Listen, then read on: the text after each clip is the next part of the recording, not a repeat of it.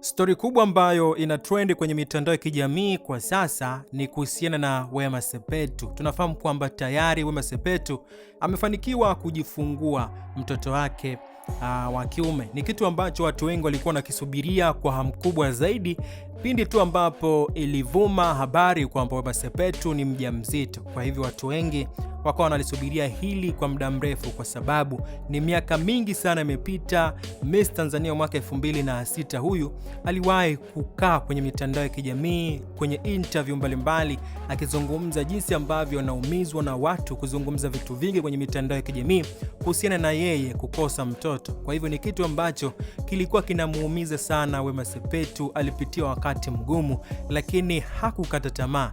Yeye aliamini kabisa kwamba kuna kipindi ambacho Mungu atamuona na atafanya kile ambacho ni maombi yake. Hatimaye sasa Wema Sepetu amefanikiwa kupata mtoto, yeye pamoja na mpenzi wake wa muda mrefu Whozu. Na katika mahojiano ambayo aliwahi kufanya, Whozu alisema kwamba yeye anaamini kabisa kwamba ana uwezo wa kumpatia Wema Sepetu ujauzito, kwa sababu Mungu wakati zote hajawahi kumtupa mtu hata siku moja. Yaani hamna siku ambayo Mungu aliwahi kumtupa mtu. Kwa sasa Wema Sepetu pamoja na Whozu wamefanikiwa kupata mtoto. Ni maombi ambayo tayari yameonyesha kujibiwa. Kwa hivyo ni kitu kikubwa ambacho watu wengi wanafurahia sana kwenye mitandao ya kijamii. Ukipita kwenye mitandao ya kijamii ndio habari kubwa ambayo kwa sasa ina trendi sana. Mastaa kibao waliweza kufika pale ambapo Wema Sepetu alikuwa ameenda kujifungulia.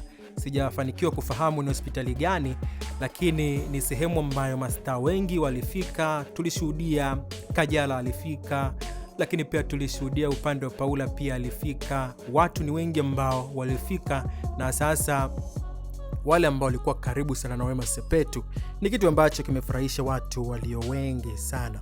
Komenti za mashabiki bwana zinaonyesha jinsi ambavyo wao pia walikuwa wanasubiria hiki kitu kwa hamu kubwa.